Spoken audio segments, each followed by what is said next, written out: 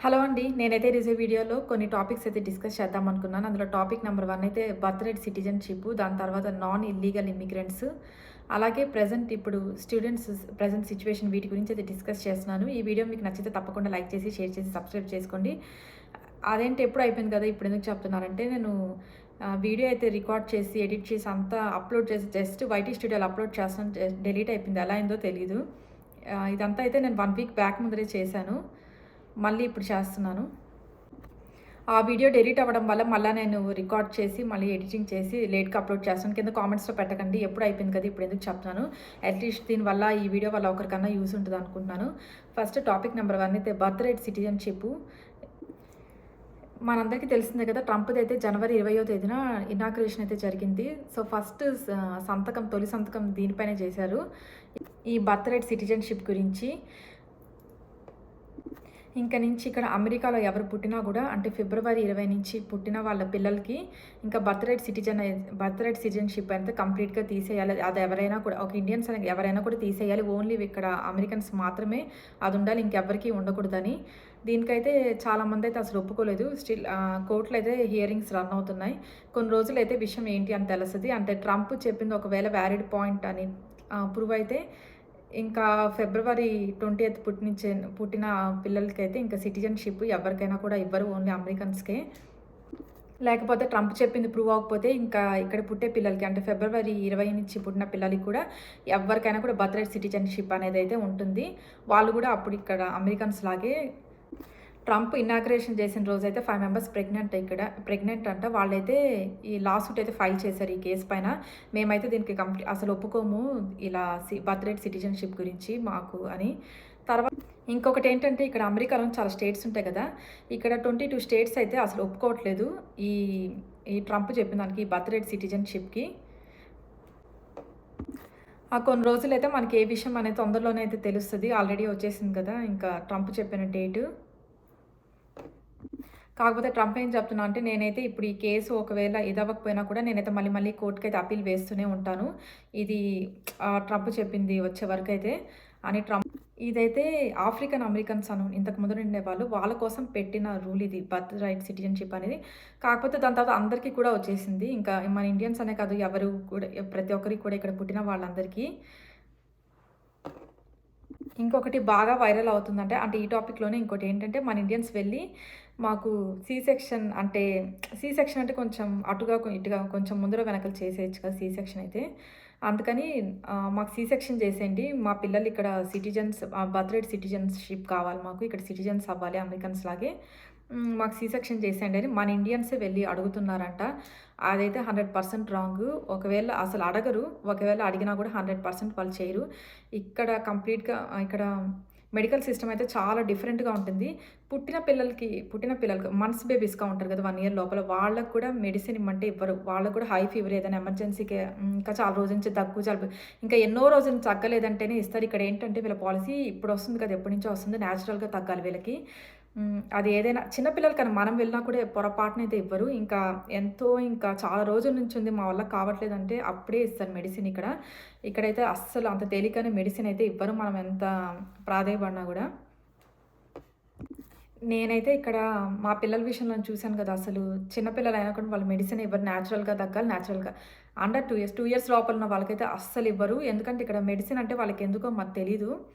ఆ మెడిసిన్ అంత తేలిగ్గా వాళ్ళకి అంటే వాడడం అయితే నచ్చదు వాళ్ళకి. ఎంతో సీరియస్ లేకపోతే ఎమర్జెన్సీ అయితే తప్పితే. ఇక్కడైతే చిన్న పిల్లలకి అండ్ అలాగే వచ్చే ప్రెగ్నెంట్ లేడీస్ కూడా చాలా కేరింగ్ ఎక్కువుంటది. ఫ్రమ్ డే 1 ప్రెగ్నెంట్ అయిన మనం ఫస్ట్ విజిట్‌కెళ్తాం గదా! అప్పటి నుంచి కూడా వాళ్ళు లాస్ట్ వరకు కూడా వాళ్ళు చాలా జాగ్రత్తగా చూస్తారు. ఏ మెడిసిన్స్ అంటే ఆ మెడిసిన్స్ ఇవ్వరు. దాని తర్వాత వచ్చి మనం సపోజ్ సెకండ్ డెలివరీకెళ్ళామనుకోండి అంటే ఫస్ట్ డెలివరీ మీకెలా అయింది? అసలు ఏంటి మొత్తం హిస్టరీ అంతా చెక్ చేస్తారు మనది. అలాగే ఏ ప్రెగ్నెన్సీ అయినా ఫస్ట్ అయినా, సెకండ్ అయినా కూడా ఆహ్, ఇక్కడైతే అంత తేలిగ్గా కూడా డెలివరీస్ అంటే నార్మల్‌గా 90-95% అయితే నార్మలే ట్రై చేస్తారిక్కడ. లేదు ఇంక ఎమర్జెన్సీ సిట్యుయేషన్ తప్పదనుకుంటేనే సి సెక్షన్ చేస్తారు. ఇక్కడైతే మెడికల్ సిస్టమ్ చాలా స్ట్రిక్ట్‌గా ఉంటది. ఆహ్, మనము ఇప్పుడు ఇక్కడ ఒక ప్రెగ్నెంట్ లేడీ వెళ్తేనే మొత్తం A to Z history check చేస్తారు. అంటే మనకేమన్నా ఉన్నాయా? లేదా మన హస్బెండ్‌కి ఏమన్నా ఉన్నాయా? అంటే కొంతమందికి హెరిడిటీ ప్రతి ఒక్కరికి వస్తదని రూల్ ఏం లేదు. కొంతమందికి హెరిడిటీ ప్రకారం రావచ్చు కదా! అలా బిడ్డకేమన్నా కడుపులో ఉన్న బిడ్డకేమన్నా వచ్చే ఛాన్సెస్ ఉంటాయని మొత్తం అయితే హిస్టరీ అంతా చెక్ చేస్తారు. అండ్ సపోజ్ మనం వెళ్ళామనుకోండి పెద్దవాళ్ళం, మనకి ఏదైనా బాలేదని, మన పేరెంట్స్ హిస్టరీ అంతా చెక్ చేస్తారు. వాళ్ళకి హార్ట్ అటాక్స్ ఒకవేళ వస్తే ఏ ఏజ్‌లో అంటే మనకొచ్చే ఛాన్సెస్ ఉంటదని. మొత్తం మన పేరెంట్స్ ఇద్దరిది చెక్ చేస్తారు. హార్ట్ అటాక్ అంత ప్రతీదీ చెక్ చేస్తారు. వాళ్ళకి బీపీ, షుగర్స్ ఉన్నాయా? అలా కూడా మనకి వచ్చే ఛాన్సెస్ ఉంటాయని. చిన్న నుంచి పెద్ద వరకు అన్నీ చెక్ చేస్తారు. ఇక్కడ నేను ఎందుకు ఇవన్నీ చెప్తున్నానంటే ఇక్కడ మెడికల్ సిస్టమ్ అయితే చాలా స్ట్రిక్ట్‌గా ఉంటది. ఇది కొత్తగా వచ్చింది కదా! ఎప్పటినుంచో వాళ్ళ రూల్స్ అవే. సామాన్యంగా చిన్న మెడిసిన్ చిన్న నుంచి పెద్ద వాళ్ళ వరకు చిన్న మెడిసిన్ ఇవ్వని వాళ్ళు ఎవరైనా వెళ్లి అడిగితే సి సెక్షన్ మన ఇండియన్స్ అనే కాదు ఎవరెళ్లి అడిగినా ఇక్కడ ఈవెన్ అమెరికన్స్ వెళ్లి అడిగినా కూడా సి సెక్షన్ అయితే చెయ్యరు. ఆ డేట్ ఇచ్చిన ప్రకారం వాళ్ళ సిట్యుయేషన్ బట్టి చేస్తారు గానీ సిటిజన్‌షిప్ కోసం అని కాదు ఏ ఏ కారణం కోసం అయితే అసలు చెయ్యరు. అసలు ఈ న్యూస్ ఎలా వచ్చిందో గూడా తెలీదు. ఒకవేళ అసలు వాళ్ళని అడిగే ధైర్యం అయితే చెయ్యరు. ఏ డాక్టర్‌ని కూడా. ఒకవేళ చేసినా ఒకరిద్దరు వాళ్ళైతే పొరపాటున కూడా చెయ్యరు ఇక్కడ. సి సెక్షన్ కానీ ఏదైనా ముందర అంటే మార్చ్, ఏప్రిల్ అంటే ఫిబ్రవరి ఎండ్, మార్చ్, ఏప్రిల్, మే ఎప్పుడున్నా కూడా మాకు ఈ లోపల చేసామనైతే మన వాళ్ళు వెళ్లి అడిగారంట. అదైతే 100% రాంగు. మీకు అర్థమయ్యే ఉంటుందనుకుంటున్నాను. ఇక్కడైతే అలాంటివన్నీ చేయరు. ఇచ్చిన డేట్ అప్పుడే చెప్తారు. ఇచ్చిన డేట్ అప్పుడే చేస్తారు. అంతే అండి ఈ టాపిక్ గురించి. నేనైతే అంటే ఇవన్నీ అయిపోయిన టాపిక్స్ కదా! ఎక్కువైతే నేను చెప్పట్లేదు. నెక్స్ట్ టాపిక్ అయితే మన స్టూడెంట్స్ గురించి. ఇంతకు ముందర సిట్యుయేషన్ వేరు, ప్రెజెంట్ సిట్యుయేషన్ వేరు. ఇక్కడ స్టూడెంట్స్ ఏంటంటే ప్రతి ఒక్కరు ఆల్మోస్ట్ లోన్ పైనే వస్తారు. ఇక్కడికొచ్చాక ఆ లోన్ ఇండియాలో ఉన్న లోను ప్లస్ ఇక్కడ సర్వైవ్ అవ్వాలంటే అంటే room rent, next food, next college fees ఇవన్నీ సర్వైవ్ అంటే ఇక్కడ మోస్ట్‌లీ ప్రతి ఒక్కరు ఇక్కడైతే జాబ్స్ జాయిన్ అవుతారు బయట. అంటే ప్రతి ఒక్కరికి క్యాంపస్‌లోనే రావు కదా! ఆన్ క్యాంపస్‌లో. ఇలా క్యాంపస్‌లో వచ్చిన వాళ్ళు అక్కడే చేస్తారు. ఇంకా రాని వాళ్ళు అంతా ప్రతి ఒక్కరికి వాళ్ళు అని ఇవ్వలేరు కదా! ఇంకా బయట చేస్తుంటారు. ఎక్కువ ఇక్కడ మన ఇండియన్స్ అయితే బయట చేసి నంబర్ 1 గ్రాసరీస్, తర్వాత రెస్టారెంట్స్, ఇలా హోటల్స్ ఇక్కడైతే పని చేస్తుంటారు. అండ్ మెయిన్ గ్యాస్ స్టేషన్‌లో. ఈ గ్యాస్ స్టేషన్‌లో అయితే అసలు సేఫ్ కాదు. కాకపోతే ఎందుకు చేస్తారంటే అక్కడ ఈ గ్రాసరీస్, ఈ రెస్టారెంట్స్ వీటికిచ్చే జీతం కంటే అక్కడైతే కొంచెం ఎక్స్‌ట్రా జీతం ఉంటది. అది సేఫ్ కాని ప్లేసు. ఈ ప్రెజెంట్ ఇప్పుడు ఉన్న రూల్ ఏంటంటే ఇప్పుడు ఇల్లీగల్ అంటే ఈ బయట జాబ్ చేస్తారు కదా! నేను చెప్పిన ప్లేసెస్‌లో అవన్నీ అవైతే ప్రెజెంట్ ఇప్పుడు ఇల్లీగలు. ఎవరైనా చేస్తున్నా కూడా వాళ్ళు ఇప్పుడు కొంతమంది మీరు న్యూస్‌లో చూసుంటారు. వాళ్ళైతే ఆపేసారు జాబ్సు. ఇప్పుడేంటంటే ప్రాబ్లమ్ ఐసీ అనే గవర్నమెంట్ వాళ్ళు మామూలుగా వస్తున్నారు. ఆఫీసర్స్ లాగానే మామూలుగా వస్తున్నారు. మామూలుగా వచ్చి ఇలా పట్టుకొని మొత్తం హిస్టరీ అంతా చెక్ చేస్తున్నారు. ఆ స్టూడెంట్స్‌ది పాస్‌పోర్ట్, వీసా అవన్నీ A to Z information check చేస్తున్నారు. ఒకవేళ వాళ్ళు లీగల్‌గా వచ్చినా కూడా వాళ్ళు ఇలా పార్ట్ టైమ్ జాబ్స్ అయితే ఇక్కడ చేయకూడదు. మొత్తం ఇదైతే చాలా వాళ్ళు గాని పట్టుకుంటే ఐసీ వాళ్ళు చాలా ప్రాబ్లమ్ అయిపోతుంది. అందుకని కొంతమందైతే వాళ్ళకి సిట్యుయేషన్ అర్థమై మానేశారు. ఇంకొంతమందైతే అలాగే చేస్తున్నారు. అంటే వాళ్ళకుంటాయి కదా! వాళ్ళ ప్రాబ్లమ్స్ ఇక్కడ రూమ్ రెంట్ ఇండియాలో లోన్ పెట్టుకొనొస్తారు. ఆ లోన్ ఖచ్చితంగా చేయాలి. తర్వాత ఇక్కడ రూమ్ రెంట్, ఫుడ్‌కి ఖర్చులు.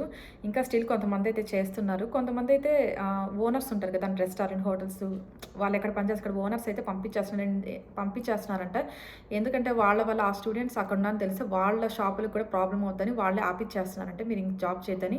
కొంతమంది స్టిల్ చేస్తున్నారు. నేను ఈ వీడియో ఎందుకు చేస్తున్నానంటే ఇక్కడున్న స్టూడెంట్స్ అయితే చాలా కేర్‌ఫుల్‌గా ఉండండి.